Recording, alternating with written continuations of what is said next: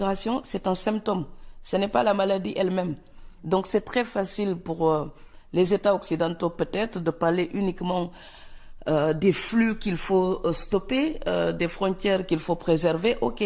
Mais avant de préserver des frontières, il faut préserver les humains. Et les humains bougent parce qu'il y a des raisons à cette mobilité. Donc on voit des Africains qui viennent ou des Syriens, on a exactement le même mouvement entre le Mexique et les États-Unis. Donc tant qu'il y aura un déséquilibre dans l'économie mondiale, il y aura toujours des humains qui vont bouger pour suivre la richesse. Puis vous ajoutez après les conflits politiques.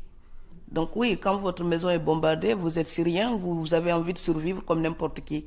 Partir devient une nécessité. Là, ce n'est pas une migration économique.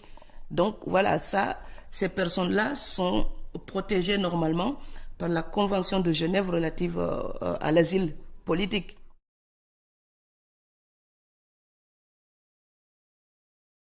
C'est simple, vous regardez l'Allemagne par exemple, le nombre de personnes aujourd'hui, des gens qui partent à la retraite, ce nombre-là est absolument supérieur au nombre de jeunes qui rentrent dans le marché, sur le marché de l'emploi.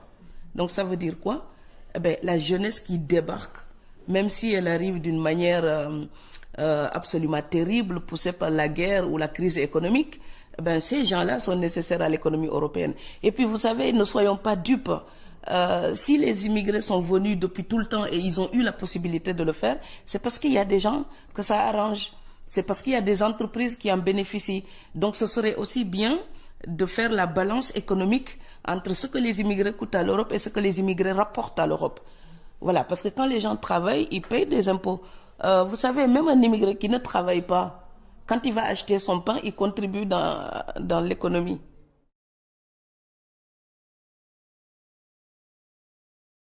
Parler de la migration européenne. Combien de milliers de Portugais sont partis au Mozambique ou en Angola? Combien? On n'en parle pas. Et ce sont des gens qui ont été poussés par la crise économique et qui sont partis soit investir, soit trouver des emplois dans des entreprises en Angola. Mais on en parle très peu. Et puis d'autre part, tous les immigrés qui viennent ne restent pas forcément. La semaine dernière encore, il y a une étude de l'INSEE qui montrait que le pourcentage des immigrés qui repartent au pays n'arrête pas d'augmenter depuis 2006.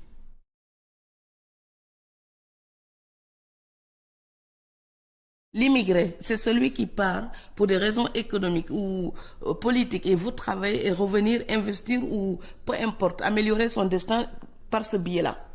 Et c'est pour ça que je m'insurge toujours contre les termes immigrés de première génération, de deuxième génération ou troisième génération. C'est un non-sens linguistique. Le français est très précis. L'immigré, c'est celui qui débarque avec sa petite valise et qui a quitté une terre d'origine pour une nouvelle terre. Une fois installés, les enfants auxquels l'immigré donne naissance, ces enfants-là ne peuvent absolument pas hériter de ce statut puisque eux, ils n'ont quitté aucun territoire. Il ne faut pas rester étranger à durée indéterminée. On est toujours étranger d'une manière provisoire. Quand on est naturalisé, on n'est plus étranger. Quand on a un titre de séjour pour longtemps et qu'on ne peut pas participer aux élections, on est étranger. Donc l'étranger, c'est celui qui n'a pas la nationalité ou qui ne peut pas participer au vote national. C'est comme un invité, c'est quelqu'un qui appartient à l'ailleurs et qui reste sous la tutelle de l'ailleurs. Une fois rattaché à la communauté nationale, le désigner étranger uniquement parce qu'il est noir ou arabe, c'est tout simplement du racisme. Voilà, aujourd'hui, il faut juste dire qu'il n'y a plus une adéquation entre la couleur et la frontière géographique. Voilà, noir ne veut plus dire forcément africain. Il y a des noirs qui sont nés en Europe, c'est des Européens noirs. Et comme il y a des blancs qui sont absolument africains et qui sont mes frères aussi en Afrique du Sud.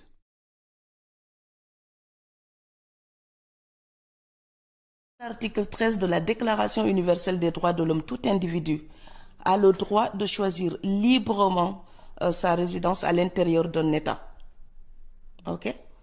Ok. Et tout individu, l'alinéa 2, tout individu a le droit de quitter tout pays, y compris le sien, mais aussi le droit de revenir. Il y a toutes sortes de retours, comme il y a toutes sortes d'immigration. Les migrants que nous rencontrons ne viennent pas tous pour les mêmes raisons. Mais de la même manière, les gens qui retournent au pays n'arrivent pas toujours dans les mêmes conditions. Vous savez, on a aussi certains de nos parents qui économisent pendant toute une vie pour construire l'immense maison au pays avec la piscine. Puis quand ils ont la retraite, ils y retournent et 5 ans après, ils meurent. C'est tragique. Mais parce qu'ils n'ont pas pris le temps de vivre. Et parce que les emplois qu'ils occupent ici sont tellement durs que ces emplois les détruisent.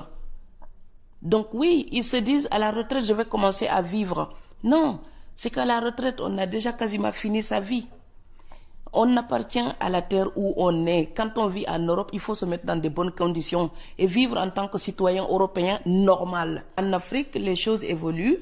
Donc les gens qui sont là-bas se battent, organisent une société qui progresse, qui change. Parfois, l'Afrique que vous retrouvez ne correspond pas du tout à l'Afrique que vous aviez quittée.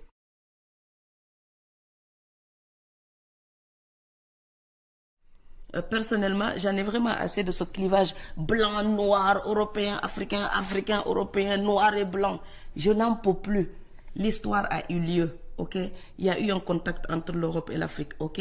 Ça a été violent, tout le monde le sait. Passer le reste des siècles à venir à le répéter ne changera strictement rien. Donc maintenant, pour moi, ce qui serait utile, c'est de dire, ok, on a un passé commun avec des choses négatives.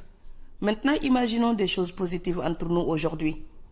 Donc, il faut que l'Afrique perde son complexe d'infériorité, son complexe colonial, et commence à regarder l'Europe comme un partenaire de négociation d'égal à égal. Et il faut que les Européens perdent leur complexe colonial aussi, leur complexe de supériorité. Donc voilà, et quand ils nous regardent, c'est pas l'Africain, c'est mon semblable être humain qui a les mêmes droits que moi. Donc il faut qu'ils arrêtent d'exploiter l'Afrique et de nous donner les restes de ce qu'ils nous prennent et nous vendre ça comme de l'aide humanitaire. Donc voilà, il y a des complexes des deux côtés. L'Afrique, le complexe d'infériorité, l'Europe, le complexe de supériorité. Et alors, aller faire de l'aide humanitaire en Afrique, vous savez, quand les Européens viennent investir en Afrique, ils appellent ça de l'aide au développement. Mais ils viennent gagner de l'argent, c'est tout bêtement et cyniquement du business. Donc il faut juste qu'ils soient assez intègres pour dire on fait des affaires avec les Africains. Et puis il faut que les Africains aussi arrêtent de se lamenter sur leur sort. Ah, la colonisation, je suis désolé. Maintenant, quand quelqu'un détourne des milliards de son pays, ce n'est pas la colonisation. Voilà, ce sont les défaillances des dirigeants africains d'aujourd'hui. Et il faut arrêter de se dédouaner à bon compte. Voilà, pour se regarder maintenant d'égal à égal et réclamer un monde meilleur et pacifiste. Voilà, sans le racisme. Parce que voilà, les populistes européens là, je pense qu'en fait, ils mangent un peu trop de tabasco et ils deviennent de plus en plus stupides et moi aussi, j'en peux plus.